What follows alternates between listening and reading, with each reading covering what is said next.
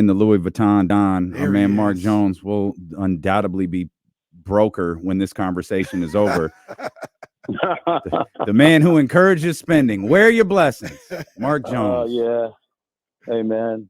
The ancient Egyptians taught us you can't take it with you. Hey, So, That's what I'll talk about. well, see, there it We're goes. all on the clock, guys. Not to be fatalistic, but we're all on the We're clock. all on the clock. A- Got to get it while I can. Yeah. Add to Yeah. cart. Add to cart. Worst thing they ever created. In real life, no? See, worst thing they ever created was that little fingerprint payment. You could just touch the computer and boom, that it's package right will be there. to you in 2 days. Like, damn. I can buy this car right now? Right now. Right now. Hey, man, worry about the car note later. You know, Mark, There we go. what's good, man? We miss you on the call. You're not as round as much. Do you have any duties in Indianapolis this weekend? You know what? I wasn't able to make it this year. Indianapolis, taking a little decompression time with the family. Good for you. So I'm just catching up on things and spending a little time with my wife and especially my daughter, who's after 2 ACLs and back on the court, her time is kind of on the clock too. So I don't want to miss any more, man. I've missed a lot of big playoff games and big nights. And at some point in your life, you have to make a decision to be there. So I've made a decision to be there a little bit. And it's been wonderful. It's been wonderful. Absolutely. Love it. The whole work-life balance, man. Trying to unlock the whole work-life balance, you know. Yeah. Yeah, you got to do it, man. And how's the bounce back season going, man? And San Jose State and everything they got going on. How's that going? Going well. Been a few speed bumps along the way, but the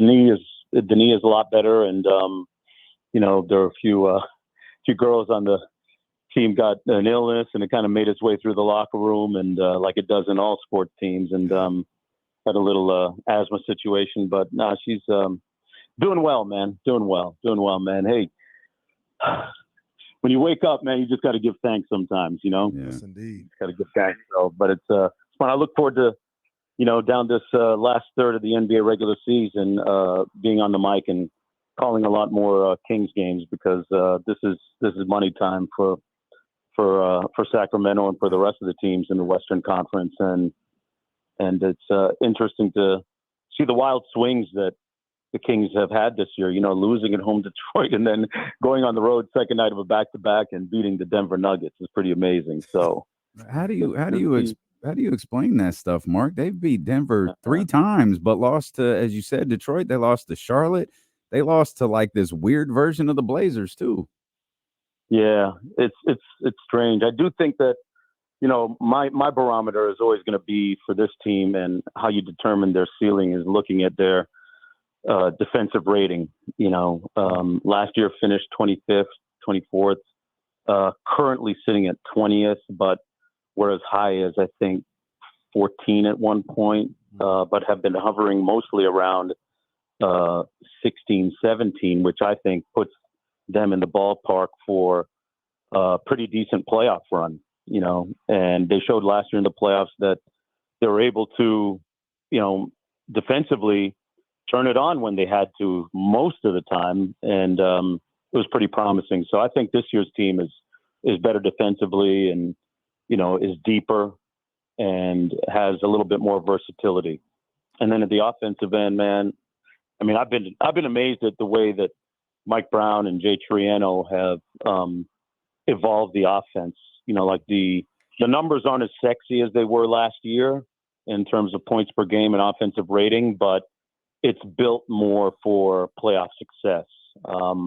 When you look at what they've kind of added and been able to impact during the course of the regular season so far, it's been pretty good. Like I look at some of the stuff they put in for Harrison Barnes that got Harrison Barnes off recently. And, the way that they've, the league caught up to them a little bit in the first 2/3 of the season. And I've been able to see some nice nuanced adjustments by our guys offensively to make sure that the train keeps coming down the tracks. Yeah. And I see that as well. You talk about some of the numbers compared to last year and where there are rankings and things of this nature. And Mark, the funny thing is, it's really not that far off from last year, it's almost the same, like across the board. Offense, defense, some of the numbers that the guys are putting up are almost about the same. The record is even almost about the same at this point last year. The vibes feel different. And I remember last year I said, hey, enjoy the way you feel this year because the weight of expectations are going to change. You guys could do the same thing next year, but the expectations are going to make it feel different. Do you kind of feel like that's why the angst is what it is? Like it's just the expectations because it's almost the same team. Yeah, and it's a great place to be, right? I mean, last year's success is different from, potentially this year's success. Mm-hmm. And it's nice that the bar has been raised to the point where, the record is pretty much the same on par, on course for about 48, 47 wins, anywhere between 47 and 49 right now, right exactly where we were last season, but it just it looks different. And yeah, you have to enjoy it, man, because when you look at 9 and 10 right now, that's the Lakers and the Warriors in a play-in tournament position. It just tells you about how murderous and how tough it is in the conference to win. Like winning is hard. The sky was falling after that loss at home to Detroit, but on that very same night, I was calling the Clippers game at home against New Orleans, and like Sacramento, the Clippers had come home from a 7-game, 2-week road trip, their Grammy road trip, and they got dragged at home that night by the Pelicans. Mind you, that's not Detroit. No disrespect to the Pistons, but it happens. And the Clippers have been arguably the best team in the NBA over the last 2 months, and they got hammered at home. So, losing is losing, and it happens to the best of teams. And now the Sacramento Kings come back a few nights later and win in Denver. And, you've got to look at the big picture. I think sometimes we get a little bit myopic and focus in on the negative. But, man, moving forward, arrested De'Aaron Fox and the version of Sabonis that we're getting right now, this is a team that can make a deep playoff run. I really believe that. We say this all the time. The Grizzlies beat the Bucks last night. Yeah.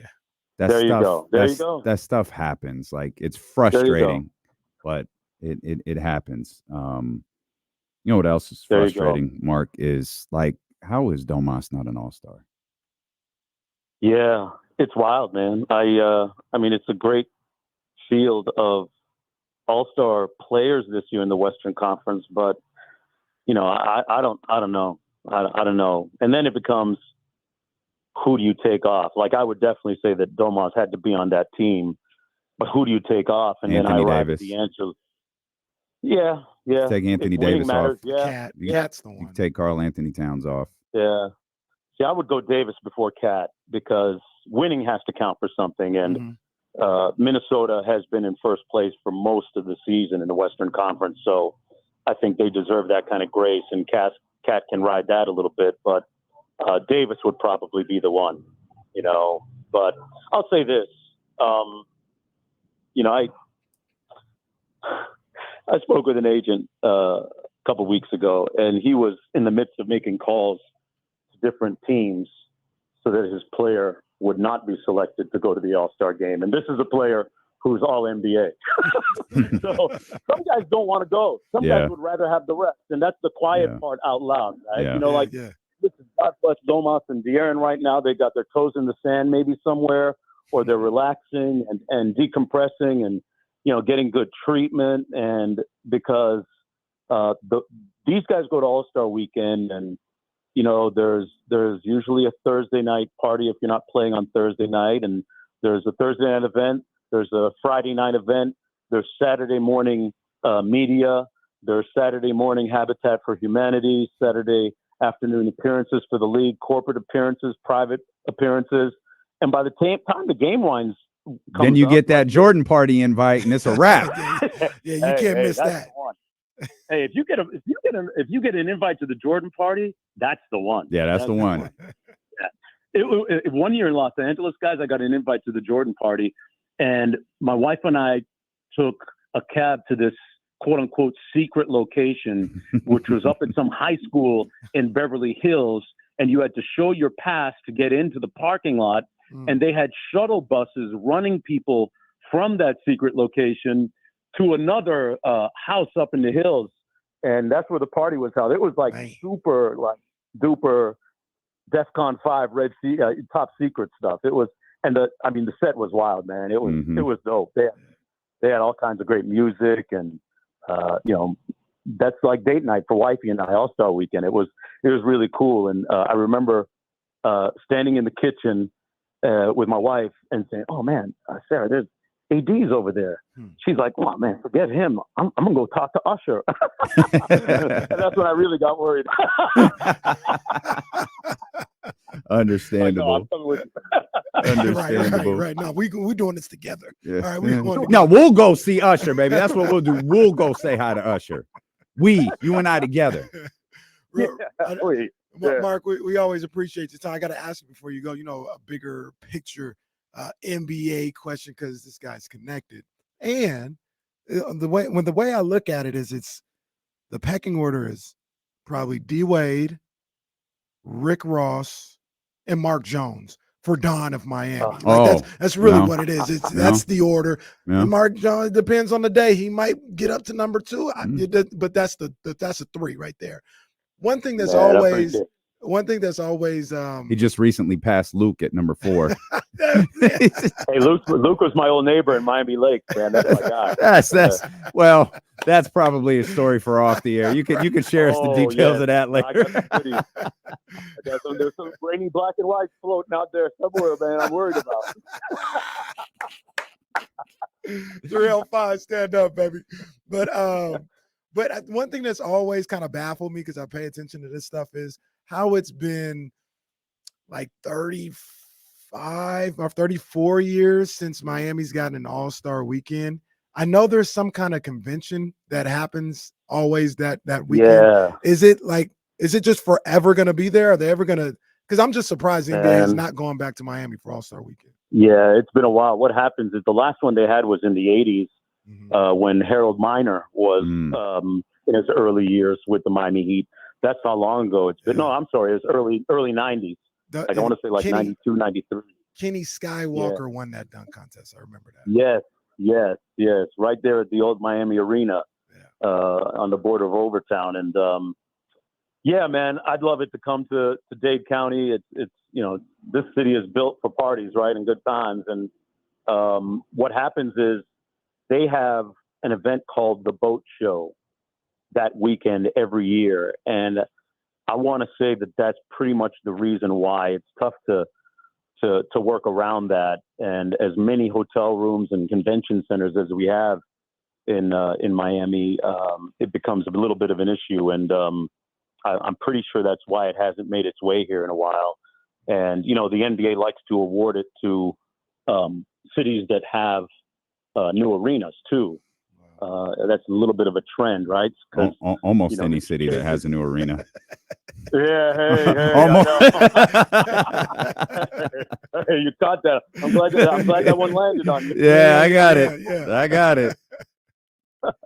It's going to Chase. It's going to be their first time in the building in San Francisco, and then it's going to the Intuit Center in Inglewood in LA. So, I don't. It has not come to Miami since they've had. It's not American Airlines Arena anymore, but it hasn't come here, and I'm pretty sure it's all about the Boat Show, because as crazy as Miami and Dade County is on a Monday, it's even more during the Boat Show. Imagine that. And this is the tourist season too. So you're talking about All-Star Weekend, Boat Show, tourist season, March break, spring break for a lot of college students. Yeah, man. Yeah. Maybe it shouldn't go to Miami. That could be problematic. I hope it does at some point. My favorite All-Star city is New Orleans, to be honest with you. I love the Big Easy, because the arena's right there, the Smoothie King Center's right there. The Central Business District is right there, Canal Street, the French Quarter, and the Convention Center. It's all in walking distance, too. And the climate is always going to be pretty good in New Orleans, too. So, because the cold weather stuff is tough, man. I go from ashy to, classy to ashy. That's a tough one, Yeah, you're not missing much. A lot of Farmers Lotion. No. Go ahead. They letting it snow like Boys to Men out there. Y'all go ahead and do your thing. We just fine right here. We just fine right here. Mark, we can't. We're excited to hear you more on the call. The final stretch of the season, man. Always a great pleasure to talk with you. Real quick, Mark, you gonna be there next Thursday? Next Thursday, I have the Heat game next coming up. Oh, you missing HBCU night? Yeah, it's HBCU night next Thursday, man. Yeah, It's I know. going down. I saw that. That one hurt. That one hurts. Hey, Mark, we got you. We'll cover whatever you need us to cover that night for you. That's the earliest we're going to be to a game all year. We're going to spend the whole afternoon at the Golden One Center. I love it, man. The Sacramento Kings do the damn thing right. I love it. That one hurts. I'm not going to lie to you. Yeah, got a commitment that night, but I'll be looking for the video, guys. If you'd be kind enough to send me some. Just go. Okay, easy. Gotcha. Yeah, we're just going to tell all the fraternities. You know, I know Mark Jones, right? That's going to be our way. Mark Jones comes on our radio show. Y'all know? Yeah. No, come on. We'll talk. Mark, we appreciate you, man. Thank you as always, brother. You got it. Stay blessed, fellas. Yes, sir. Yes, sir.